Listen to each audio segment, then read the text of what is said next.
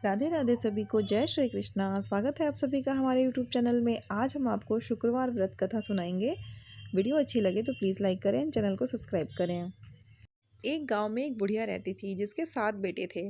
6 बेटे कमाने वाले थे और एक बेटा निकम्मा था। बुढ़िया माँ 6 पुत्रों का झूठा 7वें पुत्र को देती थी।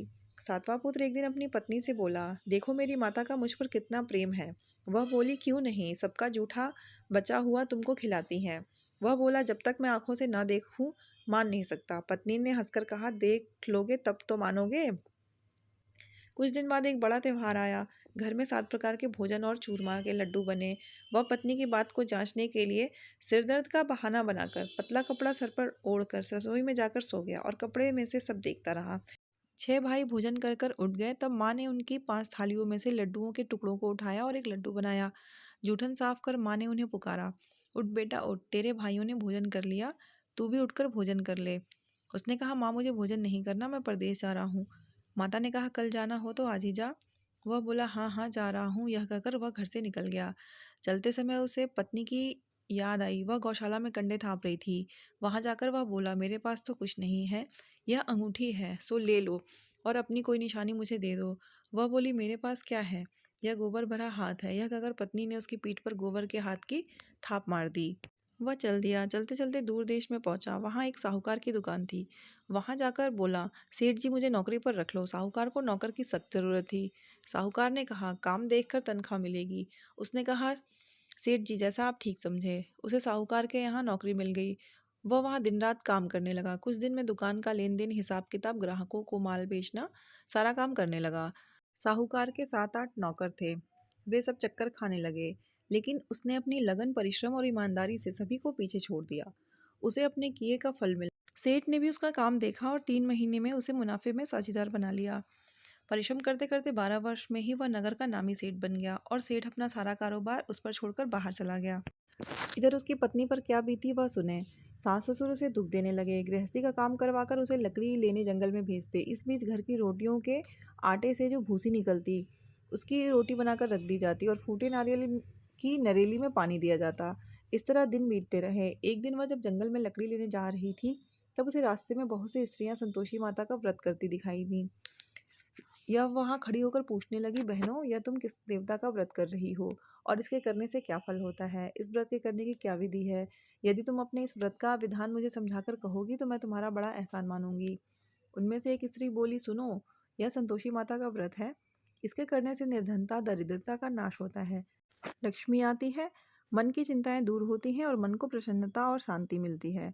निपुति को पुत्र मिलता है, प्रीतम बाहर गया हो तो वह शीघ्र लौट आता है, कुंवारी कन्या को मनपसंद वर मिलता है, चलता मुकदमा खत्म हो जाता है, कलह कलेश की निवृत्ति होती है, मुक्त शांति होती है, घर में धन जमा हो, धन जायदाद का लाभ होता है तथा और भी मन में जो कुछ कामना हो सब संतोषी माता की कृपा से पूरी हो जाती है, इसमें संदेह नहीं है। वह पूछने लगी, यह व्रत कैसे किया जाता है, यह भी बताओ तो बड़ी कृपा होगी। वह स्त्री कहने लगी, बिना परेशानी, श्रद्धा और प्रेम से जितना भी बन सके प्रसाद लेना, 5.25 पैसे से 5.25 आने तथा इससे भी ज़्यादा शक्ति और भक्ति के अनुसार गुड़ और चना लें। हर शुक्रवार को निराहार रहकर कथा कहना सुनना, इसके ओम बीज कम नहीं टूटे।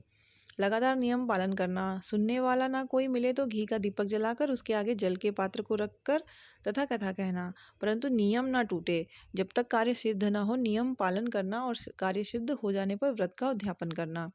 3 मास में माता पूरा फल प्रदान करती हैं। यदि किसी के ग्रह खोटे हैं तो भी माता 1 वर्ष में अवश्य उनको अनुकूल करती हैं। कार्य सिद्ध होने पर ही उद्यापन करना चाहिए, बीच में नहीं। उद्यापन में 2.5 सेर आटे का खाजा तथा इसी अनुसार खीर तथा चने का साग बनाना। 8 बच्चों को भोजन कराना, जहाँ तक मिले देवर जेठ भाई बंधु कुटुंब के लड़के लेना, ना मिले तो रिश्तेदारों और पड़ोसियों के लड़कों को बुलाना। उन्हें भोजन करा यथाशक्ति दक्षिणा दे। माता का नियम पूरा करना।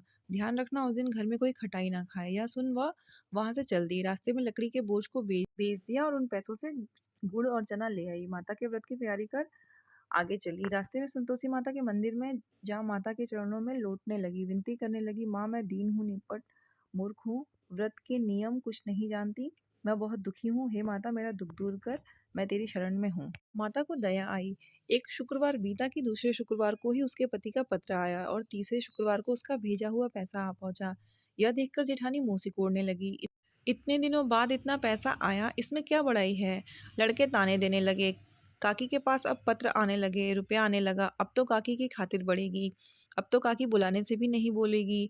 बेचारी सरलता से कहती, भैया पत्र आए, रुपया आए तो हम सबके लिए अच्छा है। ऐसा कहकर आंखों में आंसू भरकर संतोषी माता के मंदिर में जा मातेश्वरी के चरणों में गिरकर रोने लगी। माँ, मैंने तुमसे पैसा नहीं मांगा। मुझे पैसे से क्या काम, मुझे तो अपने सुहाग से काम है। मैं तो अपने स्वामी के दर्शन और सेवा मांगती हूँ। तब माता ने प्रसन्न होकर कहा, जा बेटी, तेरा स्वामी जल्दी ही आएगा। यह सुन खुशी से बावली हो वह घर आकर काम करने लगी। संतोषी माँ विचार करने लगी, इस भोली पुत्री से मैंने कह तो दिया कि तेरा पति शीघ्र आएगा, पर आएगा कहाँ से। वह तो इसे स्वप्न में भी याद नहीं करता।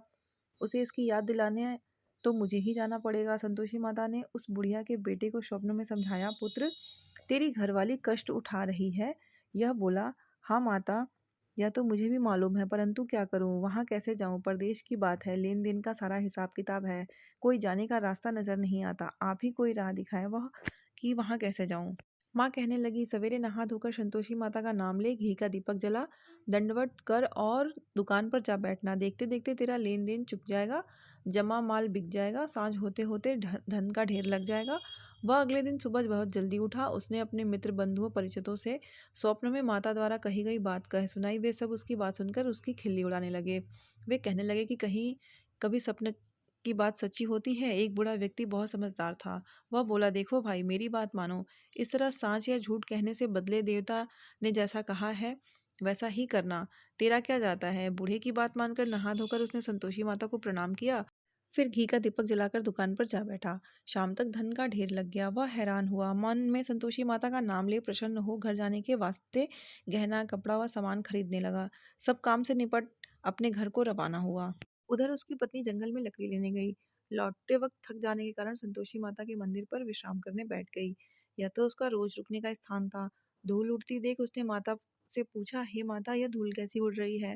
माँ ने कहा, हे पुत्री, तेरा पति आ रहा है। अब तू ऐसा कर, लकड़ियों के 3 बोझ बना, एक नदी के किनारे रख, दूसरा मेरे मंदिर पर और तीसरा अपने सर पर रख। तेरे पति को लकड़ी का गड्ढा देखकर मोह पैदा होगा। यह वहां रुकेगा, नाश्ता पानी बनाकर खाकर माँ से मिलने जाएगा। तू लकड़ी का बोझ उठाकर जाना और बीच चौक में गड्ढा डालकर 3 आवाजें जोर से लगाना, लो सासू जी, लकड़ियों का गट्ठा लो, भूसी की रोटी दो, नारियल के खोपरे में पानी दो। आज कौन मेहमान आया है। संतोषी माँ की बात सुनकर वह बहुत अच्छा माँ कहकर प्रसन्न मन से लकड़ियों के 3 बोझ बना लाई। एक नदी के तट पर, दूसरा मंदिर में रखकर। इतने में ही मुसाफिर वहां आ पहुंचा। सूखी लकड़ी देखकर उसको इच्छा हुई कि अब यहीं विश्राम कर लें और भोजन बनाकर खा पी कर गाँव चलें। इस प्रकार भोजन कर विश्राम कर वह अपने गांव में आ गया। उसी समय बहू सिर पर लकड़ी का गट्ठा लेकर आई। उसने गट्ठा को आंगन में डाला और जोर से 3 आवाजें दी, लो सासू जी, लकड़ी का गट्ठा ले लो, भूसी की रोटी दे दो, नारियल के खोपर में पानी दे दो। आज कौन मेहमान आया है। यह सुनकर सास ने अपने दिए हुए कष्टों को भुलाने के लिए कहा, बहू, तू ऐसा क्यों कहती है। तेरा मालिक ही तो आया है। बैठ, मीठा भात खाकर कपड़े गहने पहन। पत्नी की आवाज़ सुनकर उसका स्वामी बाहर आया और उसके हाथ में पहनी अंगूठी देख व्याकुल हो गया। उसने माँ से पूछा, माँ, यह कौन है। माँ बोली, बेटा, यह तेरी पत्नी है। आज 12 वर्ष हो गए हैं। जब से तू गया है तब से सारे गांव में जानवर की तरह भटकती फिरती है। काम काज कुछ करती नहीं, 4 समय आकर खा जाती है। अब मुझे देखकर भूसी की रोटी और नारियल के खोपरे में पानी मांगती है। वह बोला, माँ, मैंने इसे भी देखा है और तुम्हें भी। मुझे दूसरे घर की चाबी दो, मैं उसमें रहूंगा। ठीक है बेटा, जैसी तेरी मर्जी, कहकर माँ ने चाबी का गुच्छा बेटे के हाथ में रख दिया। उसने दूसरे घर को खोलकर सारा सामान जमाया। एक ही दिन में वहां राजा के महल जैसा ठाट बाट बन गया। अब क्या था, वह सुख भोगने लगी। अगला शुक्र उसने अपने पति से कहा, मुझे संतोषी माता का उद्यापन करना है। पति बोला, बहुत अच्छा, खुशी से कर लो। वो अध्यापन की तैयारी करने लगी। जेठ के लड़कों को भोजन के लिए कहने गई। उन्होंने मंजूर किया, परंतु पीछे से जेठानी ने अपने बच्चों को सिखलाया, देखो रे, भोजन के समय सब लोग खटाई मांगना, जिससे उसका अध्यापन पूरा ना हो। लड़के भोजन करने आए, खीर पेट भर कर खाई, परंतु बात याद आते ही कहने लगे, हमें कुछ खटाई खाने को दो, खीर खाना हमें भाता नहीं, देखकर अरुचि होती है। लड़कर उठकर खड़ा हो गए, बोले, पैसा लाओ। भोली बहू कुछ जानती ना थी, उसने उन्हें पैसे दे दिए। लड़कों ने बाजार जाकर उन पैसों से इमली खरीदी और खाई। यह देखकर बहू पर माताजी ने कोप किया। राजा के दूत उसके पति को पकड़कर ले गए। अब सब मालूम हो जाएगा जब जेल की रोटी खाएगा। बहू से यह वचन सहन नहीं हुए। वह संतोषी माता के मंदिर में गई और कहने लगी, माता तुमने यह क्या किया? हंसाकर क्यों रुलाने लगी? माता बोली, पुत्री तूने मेरा व्रत भंग किया है, इतनी जल्दी सब बातें भूल दी। वह बोली, माता भूली तो कुछ भी नहीं हूँ, न कुछ अपराध किया है, मुझे तो लड़कों ने भूल डाल दिया, मुझे क्षमा करो माँ। माँ बोली, ऐसी भूल भी कहीं होती है? यह बोली, अब कोई भूल नहीं होगा, बताओ मेरे पति कैसे आएंगे? माँ बोली, पुत्री जा, तेरा पति तुझे रास्ते में ही आता मिलेगा। वह मंदिर से निकलकर बाहर आई तो रास्ते में ही उसे अपना पति आता हुआ मिला।